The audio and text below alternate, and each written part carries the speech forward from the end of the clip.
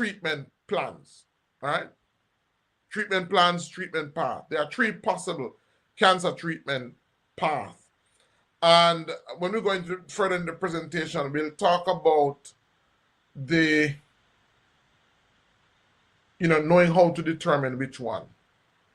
And most times when we talk about cancer plans, most persons only want to hear about one, or they're only interested in only one, and they don't want to hear about anything else. So let's look at the 3 possible types of cancer treatment plans. So the first one, I'm going to call that preventative. All right? Preventative. And this is to prevent cancer in high-risk persons. And so there are some persons who, based on the family that they are from, they carry a very high predisposition to certain types of cancers. All right? I remember I was in Florida, and I was in a home where there was 1 man and 3 women, and all 3 women had cancer. The mother had cancer, and the 2 daughters had cancer.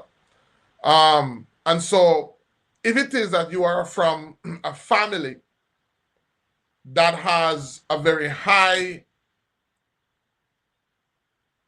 cancer history, then you have to factor that, especially since some families start to manifest at a certain age, right? Then there has to be a program, or there can be a program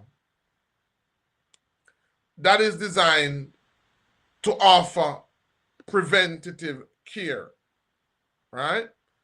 So that's the first cancer treatment plan, or the first cancer treatment goal, prevention. And we say prevention is better than cure, or somebody says an ounce of prevention is better than a pound of cure, right? And so there are some persons who, as a matter of fact, cancer start to be a genetic predisposition, that persons were going to get cancer because of their family, or because of the family that they're from. But we're now finding that there are biological factors. There are a number of factors outside of genetic factors. So if it is that you're going to do a treatment plan, and especially if you're a healthcare provider, and today I was saying in the program that this would have been such a great program for a church group, because information like this would be very effective if it could be offered for free.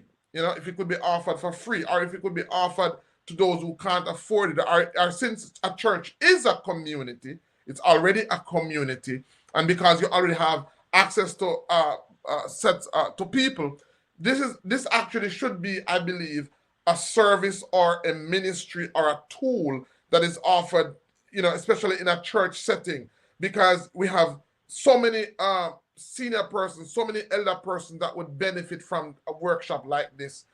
We have so many persons who have cancer that would benefit from this, because so many people who have cancers start out by going about it the absolutely wrong way. And especially in faith-based assemblies or faith-based organizations, because they are faith-based, a lot of persons will say, they actually substitute avoidance for faith. And I know there's a very thin line there. But how do you exercise faith while being responsible at the same time? How do you deal with the reality, but at the same time 100% exercise faith in this respect? A lot of persons sometimes substitute faith for not being responsible, for avoiding the issue. And so that is actually irresponsible. And so some people don't see the result because they are ignorantly avoiding the issue under the pretense that they are walking in faith. And so that's something that maybe you can write that down, and we can have that in the discussion later on. How do you exercise faith but be responsible at the same time